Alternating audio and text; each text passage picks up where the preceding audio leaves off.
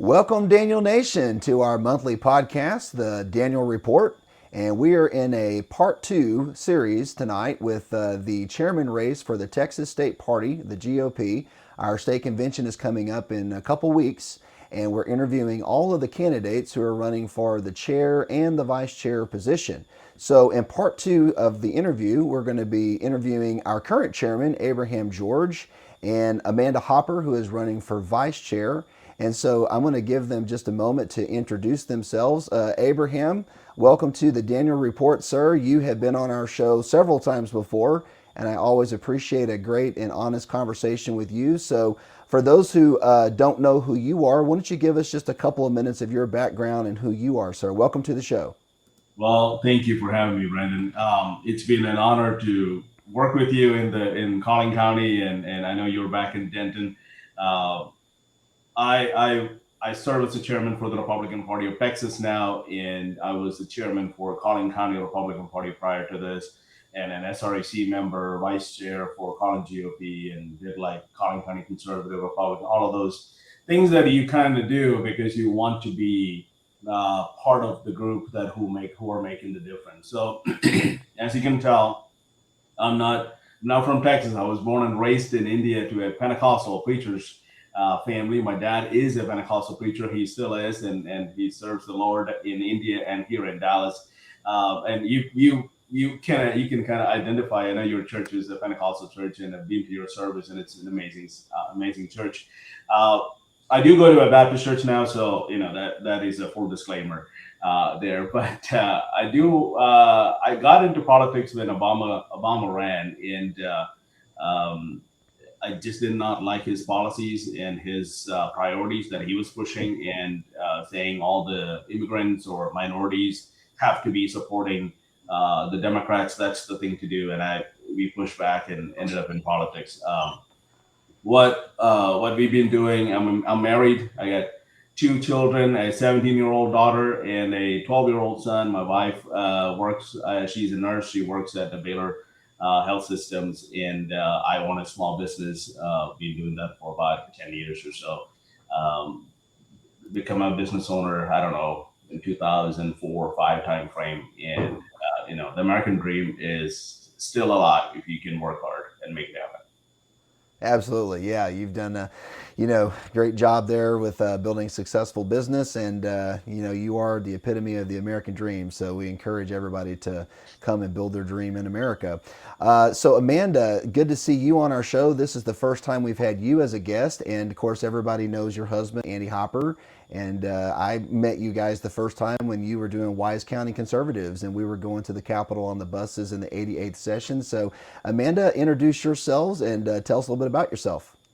Well, I'm Amanda Hopper, and I got into politics because I was homeschooling three boys and managing our small farm, and we just got fed up with government overreach. So Andy and I started Wise County Conservatives. I became a precinct chair after that, and then we started recruiting and training precinct chairs, and we started recruiting and training candidates across the county. And then in 2022, my husband decided to run for the Texas House, and I became his campaign manager, which was probably the craziest thing I've ever done. He lost by 88 votes out of over 20,000 in that race. And so we just kept running, as most conservatives should. And in 24, he won. And since he became a Texas House member, I have been an event manager for a nonprofit across the state. And I actually have a convention that I'm leaving for in 3 days that I help run. So pray for me. But I have a lot of unusual background that I think will help a lot with the party. Yeah, that's awesome. And definitely identify with your first race for state house, losing by 88 votes. The first time I ran for office was 2017 for Frisco City Council, and I lost by like 466 votes.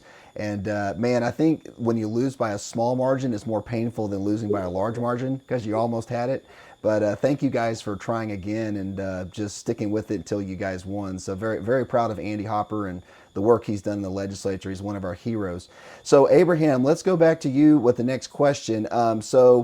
Since you are our incumbent chairman and have been serving for the last 2 years, we got a couple of job performance questions for you. Since taking over as the chair, what are the top 2 to 3 measurable wins that you can point to? Well, when I became the chair in 2024, Biden was the president, right? And then our main concern at that time, the top priority was getting President Trump elected in Texas and flipping some Democrat seats. So we went and had a whole strategy meeting of multiple days, and we said, okay, what is it that we can pick, and how much money do we need to raise? So we went and raised enough money to go flip 12 out of the 14 border counties, which is huge. Starr County haven't elected a Republican in like 130 years. They elected President Trump along with a few others.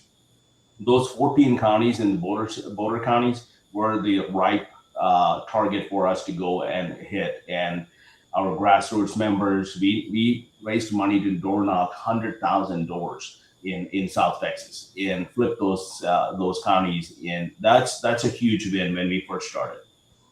Trump, obviously, president won by 14 points in Texas, which was not the numbers. We didn't expect to have that kind of numbers. Everyone chipped in and worked hard and made that happen. The second thing is we went into this legislative session. It wasn't the best session ever. We had such a hard start in the beginning. Me running ads against the speaker in his district, spending more than $50,000. Then going in and actually passing 47 priority bills, that was amazing. We haven't done that ever. The last session before that was 6 bills. And the one before that is like 4.5 bills. So we were able to pass 47 priority bills along with a bunch of other conservative bills, that wasn't part of the priority session of the party. A bunch of conservative bills got passed. So that's kind of like the big, huge win we got. Then we did the closed primaries lawsuit, which is still impending because it's federal court, and also our Secretary of State is a horrible person. She's fighting us. It's just what it is. I can't say anything better than that on this. Yeah. Yeah, I'll have a follow-up question about that in just a second, but thanks for sharing your wins with us.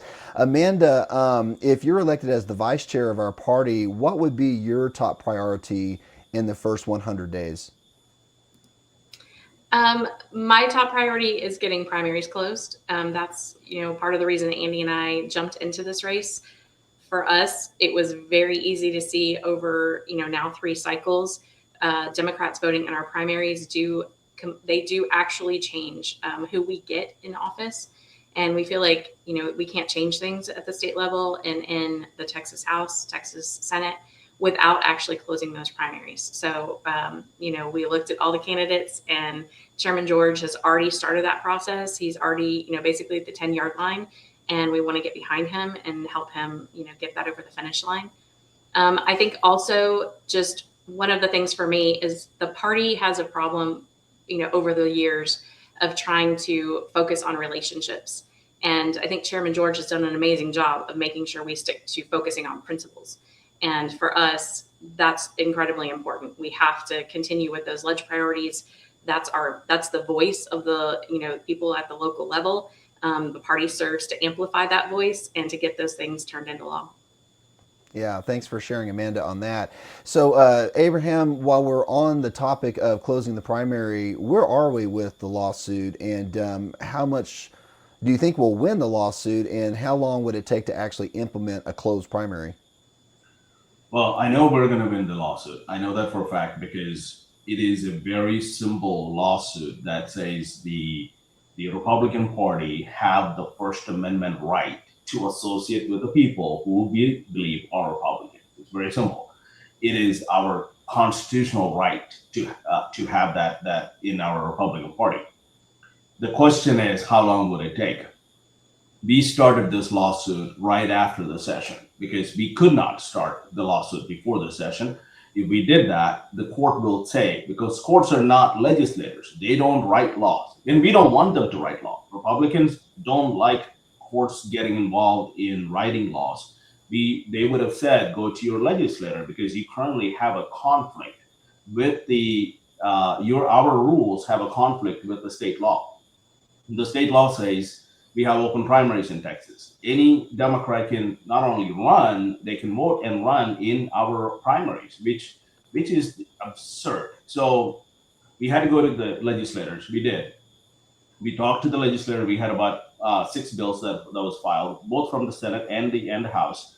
Obviously, none of those bills got a committee hearing. We kind of knew that could happen, but we still had to go through the legislative process. We pushed hard. I had like Jim Pickle, one of our SRAC member, had a meeting with Matt Shaheen, who was the committee chairman for the elections in Texas House Committee.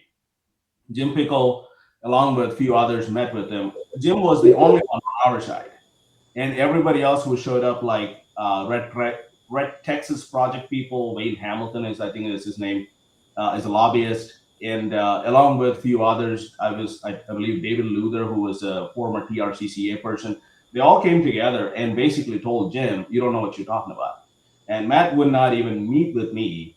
So we kind of had an idea. This is not going anywhere, but we still had to do it because otherwise, if we go to the court will say, "Well, we're not legislators. You got to go to the legislator." Now we did go to the legislators. We did ask the Secretary of State, Jane Nelson. I sent a letter to Jane Nelson saying in the beginning of our term, saying, "Hey, we closed our primaries and our rules. Are you going to enforce that?" And she basically sent a letter back by saying, "No, we're not going to do that. You had to go to the legislator." We did all the right steps. We had to do that to get to a lawsuit. So we did that and we went to the court. And yeah, we shopped for the right venue. That's the smart thing to do.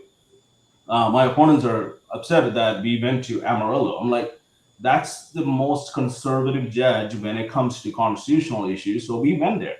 It is in our best interest as a party to go to a judge who will actually be on our side. So I know we're going to win this. No, I don't have any direct relationship or connection with the judge, but we went through his former rulings and we looked at it and said, yeah, this guy is going to be on our side.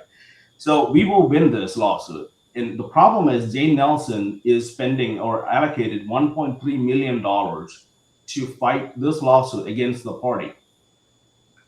The easiest way would be for Governor Abbott to tell her to join us, and she hasn't done that.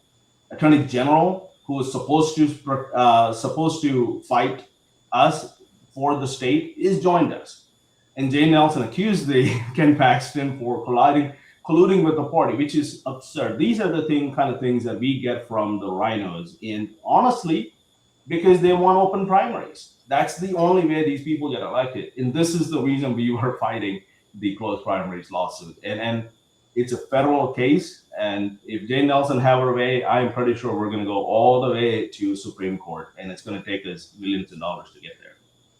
Wow.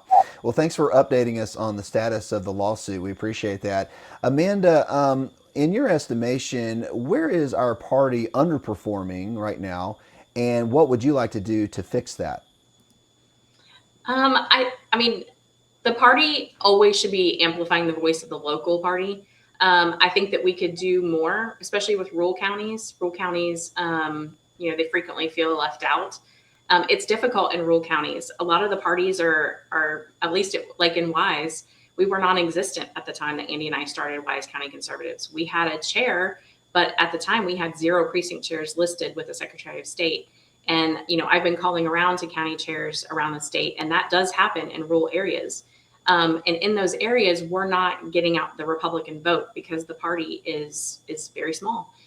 So I think that we can, the party at the state level can give some support. And, Abraham has already created something called the GOP University. It has online training classes, videos. I think we can expand that greatly. I think we can do webinars. We can do, work with SRECs to really make sure that they're reaching out at the local level, that they're providing in-person trainings as well. Some of them already do that, but I'd love to make sure that we're doing that across the board. Awesome. Thanks for sharing your thoughts on that.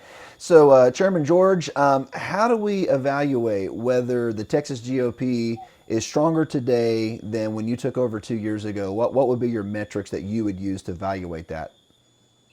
Well, Pastor Brandon, the way I look at things is if you go to Walmart today or Target, wherever you shop, and ask a random person, who do you think your congressman is? I can promise you, if you ask 10 people, barely one person will answer that properly or correctly. So I look at it as the elected officials, they don't matter that much. I mean, the state chair don't matter that much. What I look at is what's the result of you being there, and the result is we won. Trump won by 14 points. The result is we flipped 12 counties. We added a Senate seat. Adam Hinojosa is a new senator because we worked so hard to get him elected. Two other House seats were flipped. We passed 47 priority bills. And that's not me passing it. It's not me flipping it. It's just the direction and the strategy we put together, along with our county chair, along with our SRC members, our grassroots members, PACs that comes together that we align with. Texas is huge. The party itself won't be able to do all of that. But the way to do that is bring every coalition that we can possibly bring to fight the Democrats. And that's the end result. Because 10 years from now, even 5 years from now, you ask who was the state chairman in 2026, I can promise you most people will have no idea, right? So it really does not matter who is the person. What matters is, can you make things happen? Do you have enough clout to go talk to people and get millions of dollars into the party? Have conversations with elected officials, hard conversations, sometimes yelling and screaming match with them that says if you don't pass this bill, we are coming for you. Having that tough conversations ahead of time, not scream at them after the legislative session is over. Yeah, we do that, but you have to have that conversations prior to it. So that's the way to run a party. You have to be extremely tough, and people do say I'm a very I don't know what they call me, but they don't like my demeanor a lot of times because I am very strict on policy issues. I don't waver on those, especially to the legislators. You can tell. I think your legislator is Jeff Leach. He hates me. He talks about it almost on a weekly basis. Jared Patterson calls me names because these are people. I mean, sorry to say, these are people who call themselves Republicans and act like Democrats when they get to the House. And having those conversations with them, sometimes great conversations. Jeff actually passed some of our bills, and 2 days later, I posted, thank you, Jeff, for doing that. And about a week later, I said, Jeff needs to do better than this. Stop being a Democrat. So having that back and forth during the session to get the bills done, to pass those priorities, it's extremely important. You cannot be always hanging out with them. You cannot be always criticizing them. You got to get the job done. And I ask people to look at that and say, did I do the job of getting priorities passed? Did I do the job of getting Trump elected, flipping seats? And that's my answer to that. Thank you, Mr. Chairman. So, Amanda, how do you define success for the Republican Party of Texas over the next 2 to 4 years? I think, honestly, like I said, closing primaries is a huge deal for us. I think increasing voter turnout, bringing, one of the things that we have found, we've knocked about 70,000 doors in our district. And of course, we've knocked in other districts as well. One of the things we find is that we have lost voters on the far right because over, years previously, they felt like the Republican Party had gone too moderate.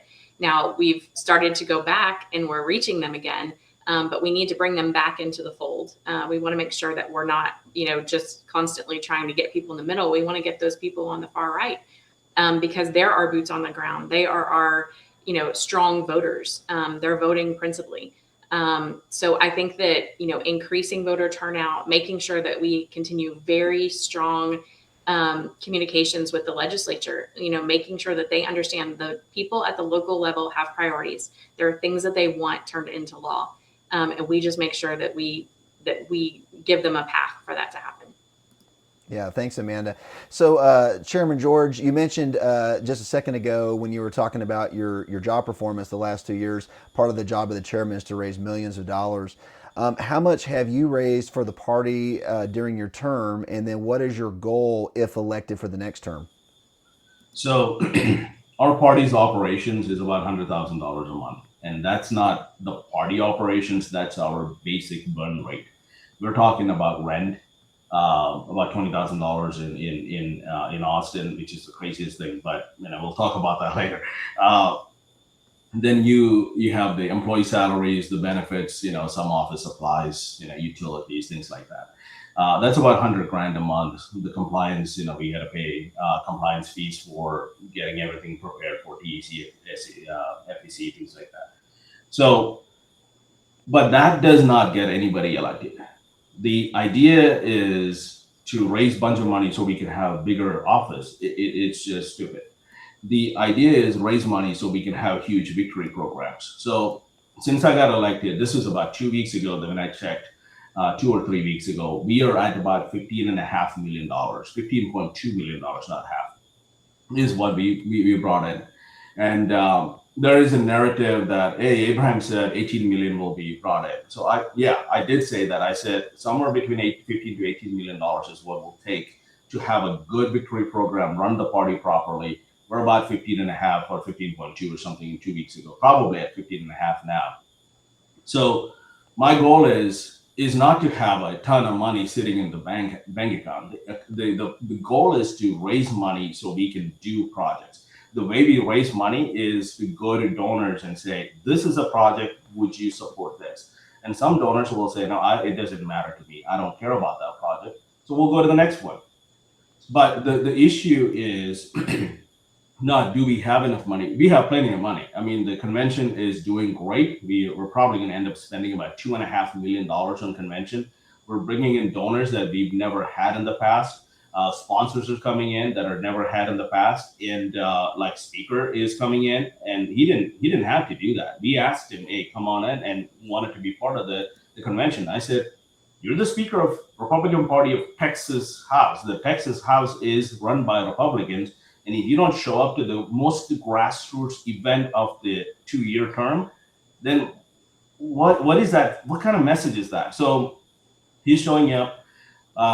So we're raising money based on projects, right? So the next cycle, the major problem we're going to face in 26 is about 15 current Texas House seats are up for grabs by Democrats. If everything goes the way it is happening today, gas prices are almost at $4, all of those. We have a lot of Texas House seats that are up for grabs by Democrats. There's a couple of them that we can flip to the Republican side, but we have to make sure every single seat stays Republican in this cycle. On top of it, and that's where the money have to go to. And on top of it, we have the 5 new congressional districts, which we have to raise money for that as well. So that's where it comes down to, like, getting more people elected. That's the job. Yeah, so thanks for sharing your thoughts on that, Abraham. So, Amanda, the Texas GOP is a big party with a big tent. We have many factions, grassroots, establishment. Some would say, you got the MAGA people versus the rhinos. And it's a tough job to unify everybody. How do you handle the conflict between the activists and the elected officials? And for instance, I know some of the grassroots are upset that Dustin Burrows is coming to convention, that he is one of the speakers because, they feel he was elected by the Democrats. How do you handle that conflict between our factions and bring everybody together? Well, I think, again, this is where, focusing on principles comes into play. You have delegates that are coming in and they're agreeing on principles that they want the party to push. If you stick to those principles, you will get everyone to focus on that and to push forward on principle. You're not going to get everyone to like each other. That's just not life. But they can focus and they can agree on principles that they want turned into law. So we push that. In terms of, Burrows coming in, I've heard that. I actually work in fundraising. I work in sponsors and, conventions. That's what I do for my day job. And, from my perspective, I have an unusual perspective. These people have been running under the R brand for years. from my perspective, they owe the party. Like they better come in and give some money towards the party when we have a big general coming up. That's just my perspective. Yeah. Okay. Thanks for sharing your thoughts on that. So, Abraham, you mentioned a while ago that you're real strong on policy. You're kind of, I guess we could use the word bulldogish on your beliefs when it comes to our policy. What's the greatest criticism that you would say you received as our chairman, maybe from, I don't know, the SREC or maybe people that work with you? And how do you navigate internal conflicts, or how have you navigated internal conflicts within the party? Well, I'll tell you this, Brandon. I look at this whole deal as I'm not here to make more friends in my life. I have way too many friends already. I'm here to do a job, and that job is looking. I mean, I'm 46 in my life, and I don't know how many more years I have left, right? I look at my daughter who is 17, my son who is 12, and their grandchildren, and I won't be here to see them. My great great grandchildren probably won't be someone I would get to see. But here's the thing: the things we do today matters a lot. That we can be very aggressive about it. Um, People like to come to even SREC meetings or county CEC meetings and form great relationships. They can go grab a beer afterwards. My whole thing is, if you are with me on passing this bill, I'm with you. If you're against me, you can be my closest friend. But if you're against me on this, I'm not with you on this, and I am very public about it. So the people always like to bring unity together. I don't even know what that means if it's against our principles and our priorities. If you're not going to support on ending China from buying up our land in Texas, I don't care how conservative you think you are and profess it. I am against you on that one bill. So we looked at all of these things during the session, and now there are some of my closest friends who said, "Well, we need this amendment, otherwise kill the bill." I'm like, if you do that, you're going to let China, Russia, Iran, and North Korea to continue to purchase land in Texas for 2 more years before the next legislative session happens. I said, we are moving forward. We are going to get these amendments done. We're not going to back down on and say we don't want to pass this bill. That is not how this works. We are going to pass the bill, and we're going to amend it all the way through so it is a good bill.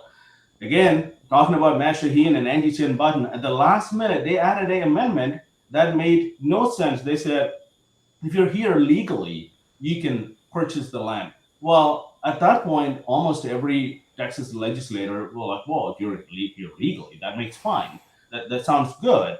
Then everyone realized, including us, I was at the Capitol that night working through helping all of the staffers with the amendments, and we realized you're here on a visiting visa to go see Disney World. You can purchase land if you define it in such a way. So we had to go fight that again in conference committee and make that happen. And Andy Hopper and Mitch Little and Ren Money, people like that who are really truly conservatives at Texas House made that happen. They went and talked to the Senate and talked to the Lieutenant Governor. So this is the process, right?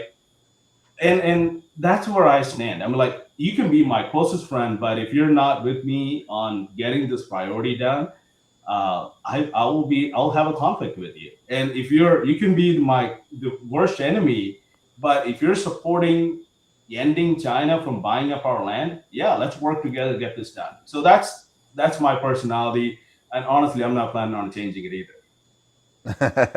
Awesome, man. Well, thanks for sharing that with us. So, Amanda, we've talked about our principles, and I think we're all on the same page that as Republicans, our principles are inflexible, and we all agree that this is what we believe in. But our priorities are different. And when you have a party with such a big tent, and you've got grassroots, and then you've got your major donors, which some would call more of your establishment people, how do you balance the priorities between your grassroots activists and your major donors? Well, I mean, I think they're the same. Everyone is pushing for the same goal. You are, like I said, you are not going to get everyone to agree on personality. It's just not going to happen, especially with a big tent like you're talking about.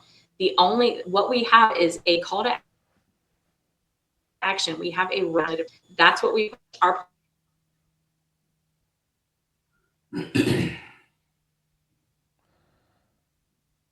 Did we lose Amanda? I think we lost Amanda.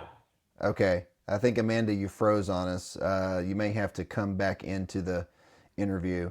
Okay, so Abraham, let's switch over to you. So, what is our plan to? Let me ask it like this: what are some priorities that you would like to see maybe be discussed at convention and maybe come out of convention? Hey, Amanda, can you hear us? I think I just heard her last Yeah, did second. I lose you? Yeah, Yeah, you we froze lost you on for a us. second. I'm sorry. You're back now. Okay, do you want me to go or Amanda? Amanda, I'll have a follow up question for you. Let's go Abraham real quick. Okay, you asked about priorities for the next convention, right? This upcoming convention. Yes.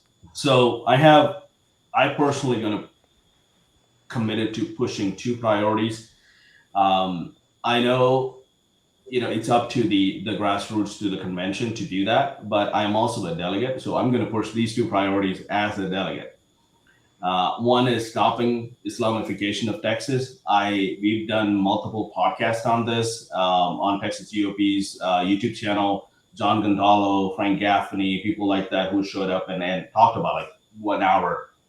I haven't been diving into this for a long time, but for the last 10 months or so, I figured out two things. Every Muslim out there is not a terrorist, but I can promise you, if they're a actively practicing Muslim at the mosque, their teachings from the mosque is to take over the United States. They are coming for us one way or the other. This has to end. And if you look at it as a religious standpoint, that is going to be the hardest thing we're going to have to face. But I can promise you, they're not a religious friend itself. They're a political ideology. The Sharia is a way of life, not a law for them to just practice their religion. The halal things, the everything they do is based on Sharia, and I don't think even some of the Muslims understand how much Sharia is entrenched into their lives. So we have to stop this. The Western world, especially Europe, take a look at it, has been taken over by the Islamist ideology. We have to end that here in Texas. Brandon, you were in North Texas. You know what's happening with the Epic City and all of those stuff, and Chris Hill and all those commissioners are fighting it. Brent Money have started a Sharia caucus in Texas House, and who's endorsed both of us. And we have been working with the legislators how to handle this, and governors on board with this. The lieutenant governor is on board with this. So we will have to do this. Otherwise, I can promise you, our kids will have to wear a hijab to go to the grocery store. That should not happen in the United States. That should not happen in Texas. That's the number one priority for me. The number two priority for me is ending property tax for once and all. We have been in power for so long, and we campaign on this issue. I'm not talking about the party, the elected officials campaign on this issue almost every cycle. And every cycle we come home and we see the property tax bill from the county and the schools. It's gone up every single time. And I am tired of having the same talking points. This is one priority. It has to get done. If we don't end the property tax and come up with a real solution in 26, 27 cycle, which is the 90th session, I can promise you in 2028, the presidential cycle, we're going to lose in Texas, because people are tired of the same old talking points and not seeing the actual effect in their tax bills. This has to be the top two, in my opinion. We're going to fight for this. There's a bunch of other priorities, and I know the grassroots finally make the decision. I don't get to make that. I'm one of the 8,000 that shows up, right? But these are two priorities that I truly believe will change the way regular people in Texas look at the Republican Party. And we have to do that. Awesome. Thank you for sharing your priorities with us, Abraham. Amanda, are you back? Is your mic working? Yeah, I think so.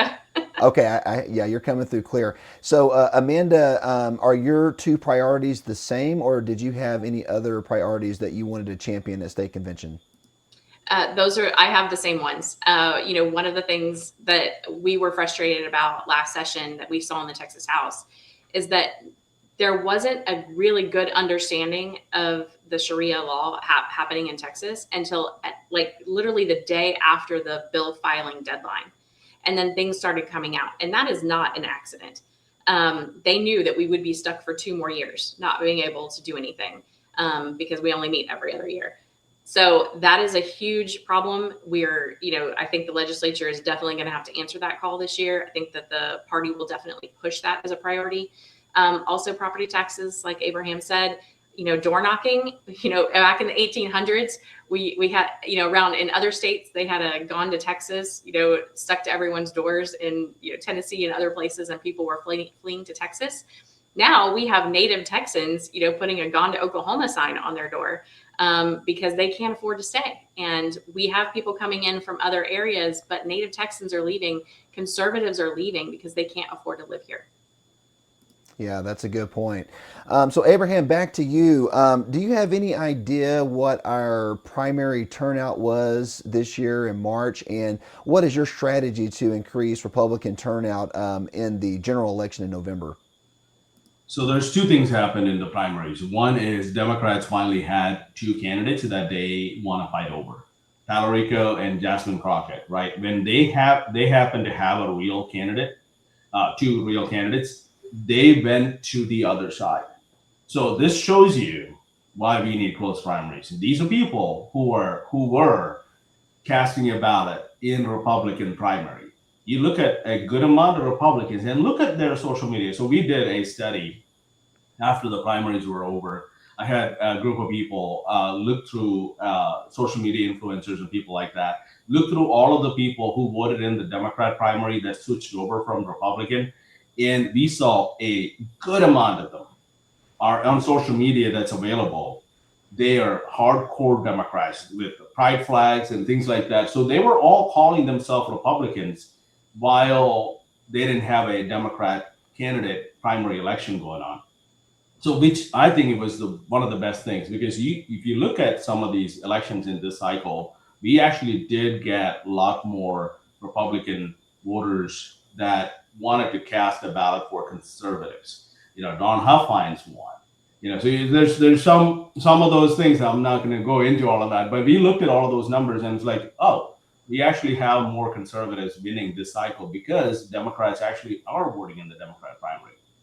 The November election is totally different, right? We're not nominating someone to the November ballot, which is really what the primaries are. I don't even want to call them primary elections anymore because it's a nomination process. It's not an election. We are nominating our nominee for the November ballot.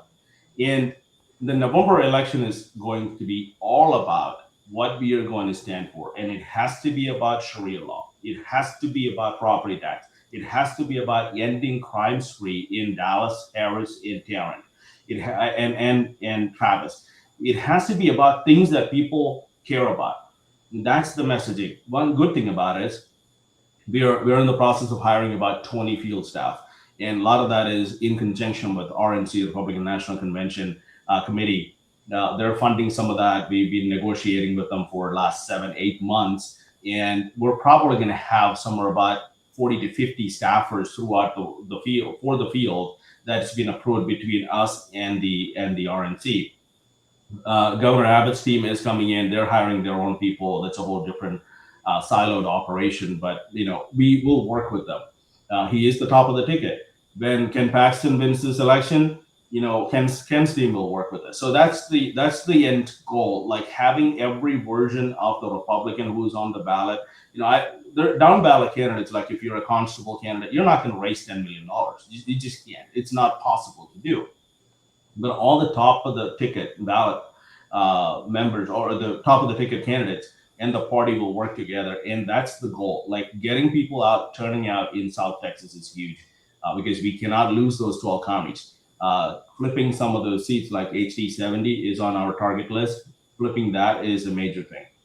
Keeping those 15 House seats is a major thing. Even Carissa Richardson's House seat is one of the seats that we looked at and said this could be a problem seat for us. So we have to get more people to the polls in this cycle. So those are the things that we have to worry about, and it has to be strategic. We cannot just shoot everywhere and hope it works. We have to go through the numbers on every single district and see which districts needs the most help and campaign based on that. Yeah, thanks for sharing your thoughts on that. So, Amanda, this is a discussion that I've heard for many years about what role should the state party play in contested primaries, if any. And, I know that we've talked about, the party should endorse or should not endorse, or the party should fund or not fund. I mean, your husband has been in a contested primary before, so you've played this out firsthand in your life. What is your viewpoint on how active the state parties should be in our primaries? I have a different perspective on that. I think that for people who are not the incumbent, it's actually easier for the party to just stay out. Frankly, we would love for the state party to know all of the conservatives across the state and know exactly who needs to get into office. But that information really is known at the local level. It's not known at the state level. I think that, if anyone had a say in it, it should be the local parties and not the state party. Okay.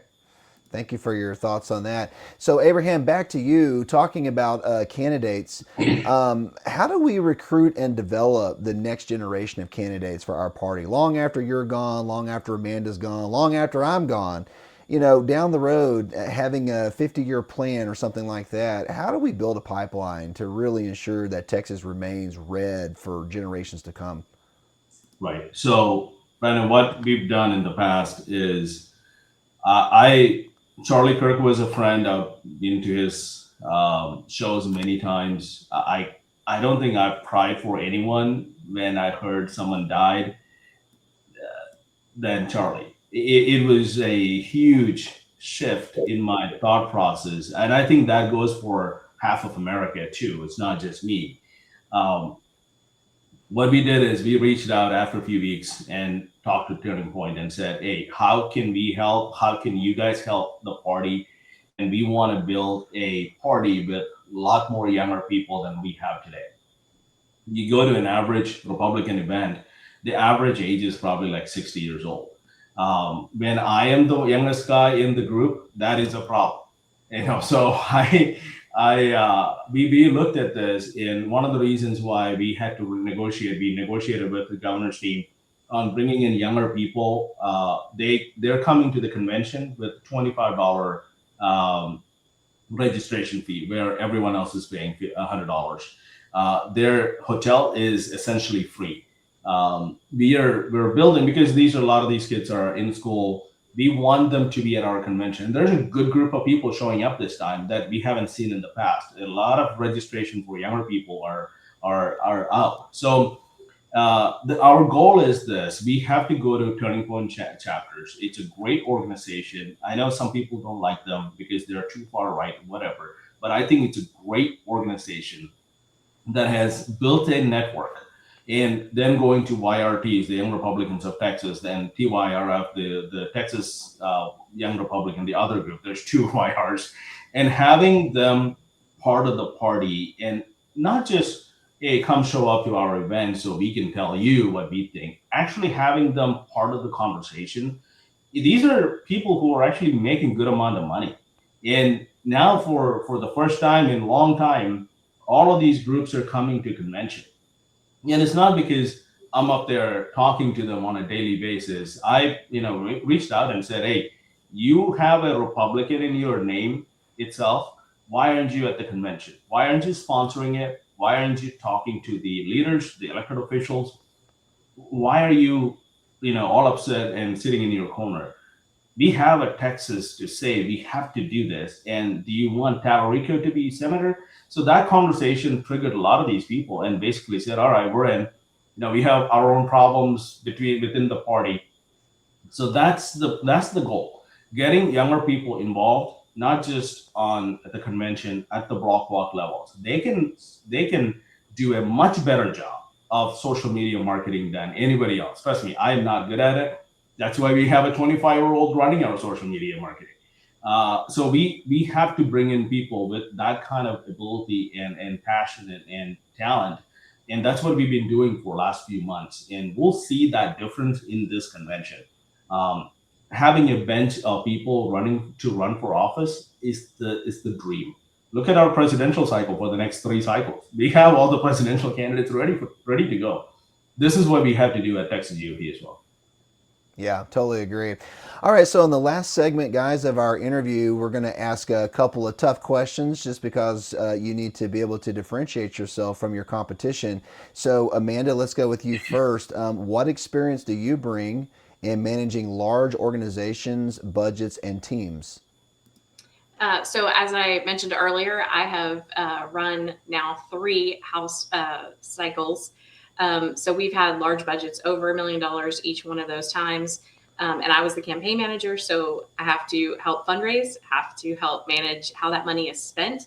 And as conservatives, we have to make sure that that money is spent well, because we're going to get outspent 3-1 typically. Also, like I said, I work for a nonprofit at the state level. And, I work with sponsors. That's part of my job, is to connect sponsors to events, to help fund those events, to help further the cause. So I have a lot of connections with donor base, between that and with my husband already being in politics. I think that I can absolutely do that job. And then also, just my background is logistics. The job of the vice chair of the Republican Party is to help the party and to help the chair. And I think maybe that's something that's been lost on previous vice chairs, but that is the job for vice chair. And I can definitely do that. That is my strength, is, to help people succeed and help organizations succeed. Awesome. Thank you, Amanda. So, Mr. Chairman, if we reelect you for 2 more years, how will you improve the party's data, ground game, and infrastructure? Data is in works already. The great thing that happened in the past few months is we have built a really good relationship with the Trump campaign, with RNC, with the local parties, and now we have the data that we didn't used to have, and now it's getting pushed out to the county parties. So the data part is kind of taken care of, to be honest with you. The one thing we have to do is the ground game. Ground game in the Republican Party is run at the local levels, and it should be. But I think as a state party, we have to do a lot more to get this done. And a lot of counties, I visit county parties all the time, and a lot of county parties are in their 75, 80% Republican counties, and they're like, oh, we're good. But what they don't understand and what they don't remember is those are the counties that are electing our statewide. Dallas County is not electing our governor. They're trying to elect the Democrat governor. The rural counties are the ones who are electing our people. And to get them to activate and have a great ground game is the main point at this point. We, in the 26 cycle, my biggest challenge and my undertaking is I'm going to visit every rural county there is, because if they don't show up, we're going to lose 26. And we've talked to Lieutenant Governor about this. He's going to do a bus tour, and a few other PACs, Texas Right to Life, Texas Gun Rights, all of those guys, they're all coming together. We're going to have a huge ground game going into 26 because we need it. That's the truth. Yeah. So that's our major goal in 26. And we're going to have to do even more in 28, because right now, with the way things are going, 28 isn't looking all that great for us. Well, we need you to definitely shore up the infrastructure for 28, because that's the year I'm running. I hear you. Have you made a decision on that yet? Yeah, well, we definitely need to get the primary closed by 2028. Please, please, pretty please. I can promise you that will be done. The reason I am so confident on that is I actually thought the primaries will be closed prior to the election this time. Then I realized once the primary filing is announced, the courts don't get involved in elections while the process is going on. And lawyers have to convince me that multiple times. I'm like, I don't believe this. Then they said, look at every case in the past. Then I said, okay, so once this Tuesday is over, when Ken gets elected, and we have our Senate candidate and all of the other candidates, I think the courts will give us a ruling. The problem is going to be Jane Nelson going all the way to Supreme Court, but that fight we can fight. But once we have a ruling, we can run the primaries based on the existing ruling. So by the time you run, I promise you the primaries will be closed. So that'll be great. All right, man. Okay, I'm gonna accept that promise from you, sir. Okay, so Amanda, what does a high functioning state party look like in your view? I think that at the state level, they need to be, like I said it before, they need to be amplifying the local level.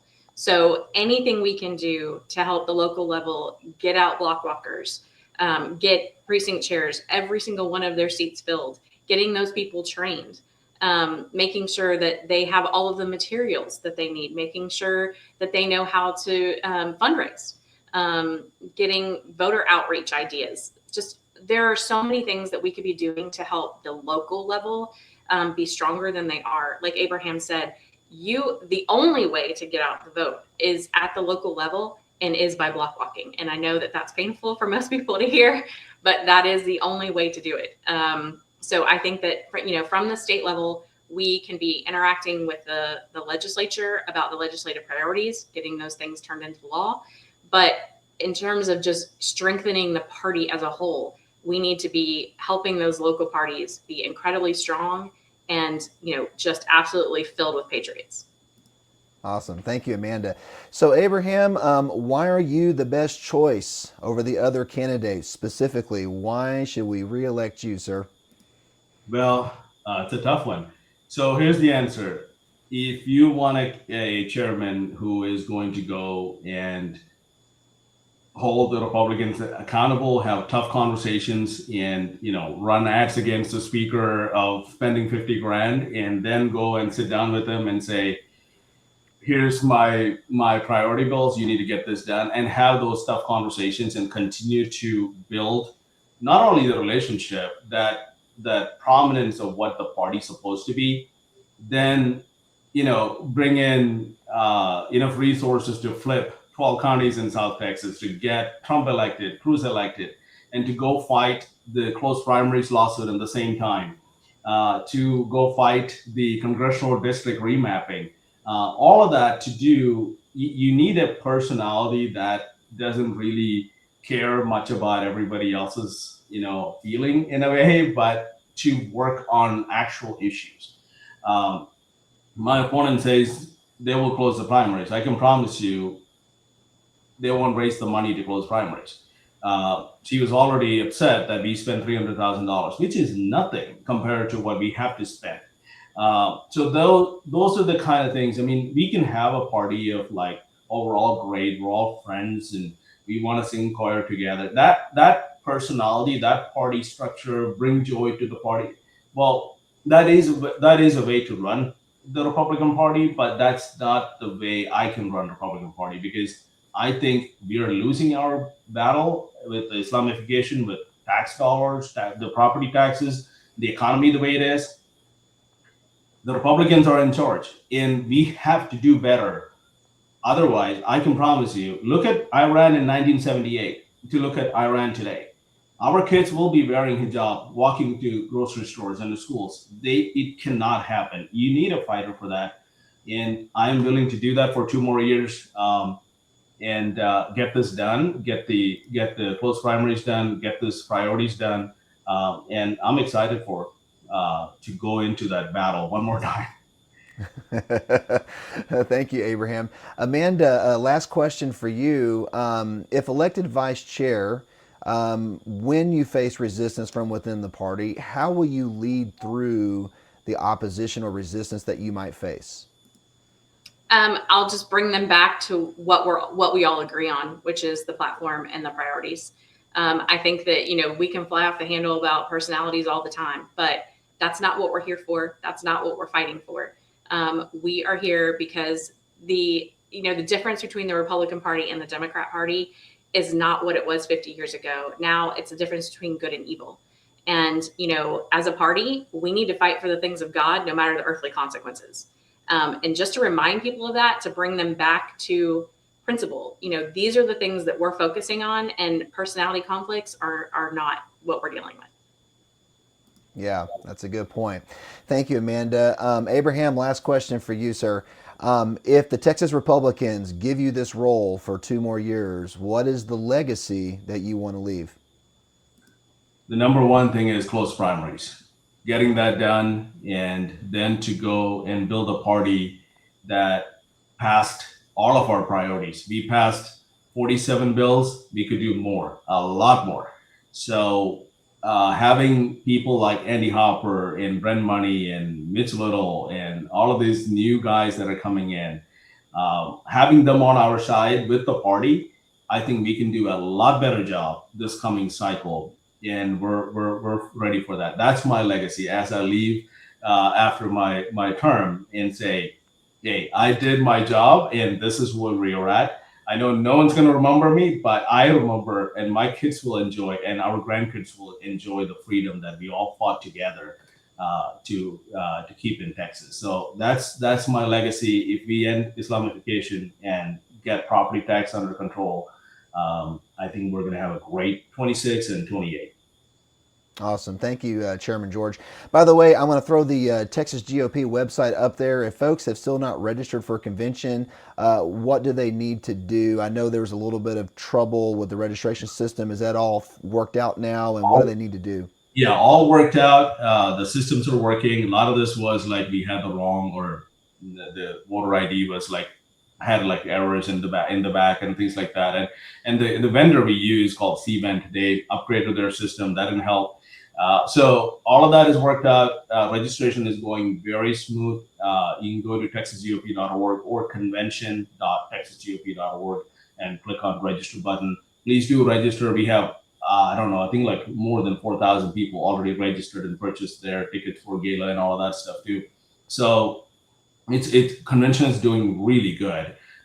Please do register if you're a delegate or an alternate. And if you're an alternate, I promise you, most of the counties you will be seated as a delegate, because a lot of people in the last second cannot show up for one reason or the other. So please do show up. That is texasgop.org and or convention.texasgop.org. Okay, thank you for that. Also, want to mention another website, georgehopper.com is y'all's campaign website. Is that correct? That is correct. GeorgeHopper.com. You can go AmandaHopper.com or AbrahamGeorge.com, or all of that goes to the same website. And so thank you for putting that up. Awesome. Well, I just want to thank both of you for coming on to the Daniel Report tonight and sharing your viewpoints with us.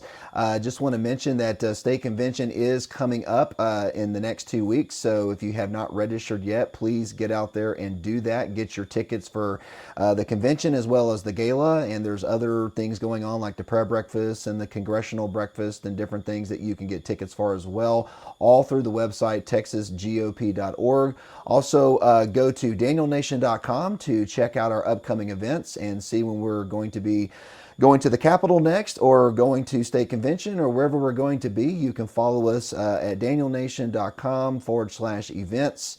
You can also subscribe to our mailing list through our website and keep on top of all the things that we have going on for grassroots activism, and also for our Tuesday prayer call, where we pray for the state legislature every single week. So we want to thank everybody tonight for coming on to the Daniel Report. Abraham, Amanda, God bless you guys, and we'll see you in 2 weeks. Can I say something, Brandon, before we leave? Sure, go ahead. I want to plug his book. There's very few books in paperback that I actually buy. I usually get it on Audible. But he wrote a book that's amazing. Usually had to sign my book. You haven't done that yet. But it's an amazing book. People need to understand why you need to get involved. And this is a prime example of how to do it. And, Pastor Brandon, you've been an amazing guy. And with your faith and with all the grassroots work you do, all the trips you take to bring people to the Austin. So thank you for all the hard work you've done in the past. And you're about to go. Thank you, Mr. Chairman. And by the way, you can get that book on Amazon.com. It's Daniel Nation, When Christians Take a Stand in Civil Government. And there's also a link on our website, danielnation.com, if you want to read about the 88th legislature and all the trips we took to the Capitol to get the 17 laws passed into state law. So God bless you again, Chairman George and Amanda. We'll see you in 2 weeks, and you guys have a blessed week. Bye-bye. Thank you.